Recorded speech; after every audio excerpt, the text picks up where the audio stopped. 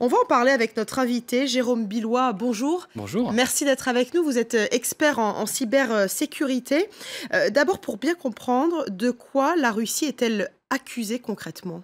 Alors, la Russie est accusée d'avoir pénétré dans les ordinateurs du Parti démocrate et d'avoir volé énormément d'emails, en particulier ceux de ses dirigeants, puis de les avoir transmis à Wikileaks, qui lui les a révélés au grand jour. Il en a également publié une partie sur un blog spécialisé. Sur quoi se basent ces accusations de l'administration Obama ? Alors, c'est là tout le débat aujourd'hui, parce que finalement, l'administration Obama et les services de renseignement nous disent « oui, on est sûr » que c'est bien la Russie qui est derrière cette attaque. Mais si on regarde ce qui a été publié, ce qui a été rendu public, aujourd'hui c'est extrêmement faible.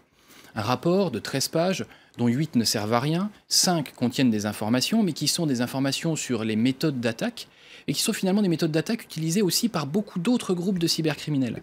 Donc finalement, on n'a pas le smoking gun, comme on dit, de la preuve réelle de cette attribution. On a la preuve finalement de ce piratage, mais pas de qui vient... Qui est derrière. Qui est derrière, en fait. C'est tout le problème dans le cyberespace. On sait que, comme on dit, le brouillard de guerre peut être très très dense dans le cyberespace, parce qu'il est très facile de masquer ses traces, de rebondir d'ordinateur en ordinateur, d'utiliser les outils d'attaque des autres.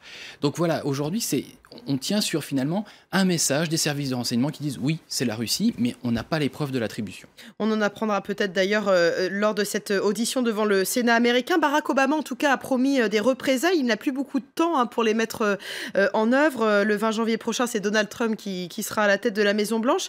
Quelle forme peuvent prendre ces représailles si elles sont mises en œuvre d'ici 15 jours ? Il y a déjà eu un certain nombre de représailles, les diplomates qui ont été expulsés, etc. Donc je pense que l'effet médiatique a déjà été fait. Par contre, Barack Obama parle de représailles dont il choisira le temps et la forme et qui seront peut-être très discrètes.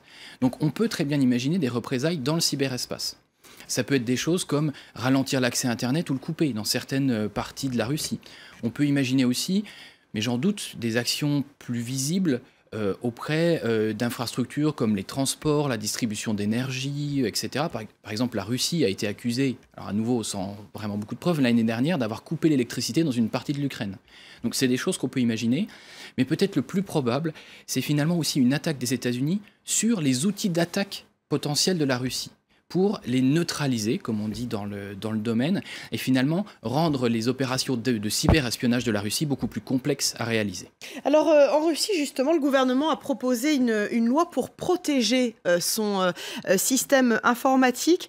Est-ce que ça signifie que chacun va faire vraiment attention maintenant à ce piratage potentiel ? Alors c'est peut-être le seul point positif de toute cette affaire, c'est que ça montre aujourd'hui l'importance de protéger l'espace numérique et d'y amener plus de confiance. On voit que là, les systèmes ont été piratés par un simple email où quelqu'un a cliqué dessus. Il y a un déficit d'investissement sur les années passées, que ce soit dans le privé, dans le public et dans tous les pays dans le monde. On est sur une situation qui est à risque aujourd'hui. Alors ça, maintenant, c'est pris en compte par les gouvernements, c'est pris en compte dans les entreprises. Il y a des lois qui imposent, en particulier en France, la loi de programmation militaire, qui impose les structures les plus critiques qui font fonctionner l'État d'augmenter leur niveau de cybersécurité. Justement, vous parliez de la France, on est maintenant à 3 mois de la présidentielle. Est-ce qu'on peut craindre qu'un pays interfère dans l'élection en piratant tel ou tel parti ? Alors, je ne me prononcerai pas sur le côté géopolitique, en tout cas sur le côté technique. Est-ce qu'on a la capacité à aller pirater les mails d'un parti ? La réponse est clairement oui. C'est d'ailleurs une crainte qui a été bien matérialisée par l'État français. L'Agence nationale de sécurité des systèmes d'information a organisé des séances de sensibilisation, d'alerte finalement, aux différents partis politiques et à l'écosystème politique au sens large, pour leur dire attention, nous aussi on peut être la cible. Et donc augmentez votre niveau de sécurité et prévoyez aussi potentiellement d'être attaqué. Jérôme Billois, merci beaucoup d'avoir été avec nous ce matin dans Paris Direct pour nous parler de ces affaires de piratage. Je rappelle que vous êtes expert en cybersécurité. Merci à vous. Merci.